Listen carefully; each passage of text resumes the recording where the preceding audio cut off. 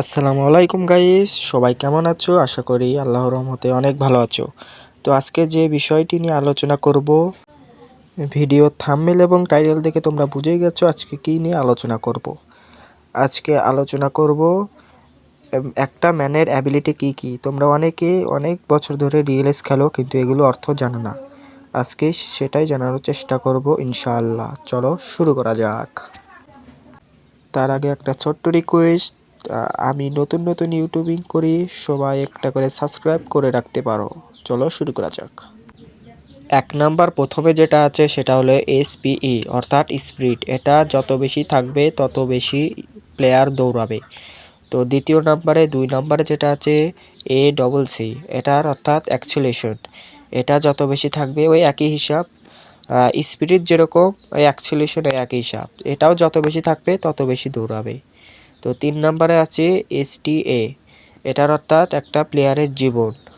যদি এটা 80-র উপরে থাকে তাহলে ওই প্লেয়ারটা পুরোপুরি ম্যাচ খেলার উপযুক্ত।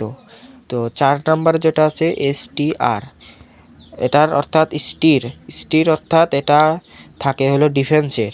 এটা যত বেশি থাকবে ডিফেন্স ভালো হবে।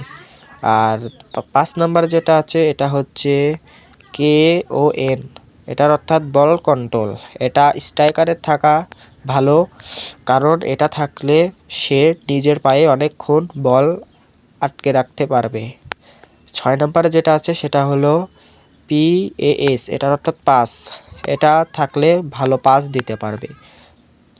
7 নাম্বারে যেটা আছে সেটা হলো SHO, এটা হলো শুটিং অর্থাৎ এটা যত ভালো থাকবে তত বল স্পিরিটে যাবে। আর 8 নাম্বারে যেটা আছে সেটা হলো TAK, মানে ট্যাগেল। এটা থাকে হলো ডিফেন্সের। এটা যত বেশি থাকবে তত ট্যাগেল দিতে পারবে এবং বল সেভ করতে পারে। তো আশা করি বিষয় ক্লিয়ার হয়ে গেছে। সো গাইস, আমার ভিডিও যদি ভালো লাগে তাহলে একটা লাইক করে দিতে পারো, খুশি হয়ে সাবস্ক্রাইবও করে দিতে পারো। তো আজকে এ পর্যন্তই। আল্লাহ হাফেজ, ভালো থাকবে।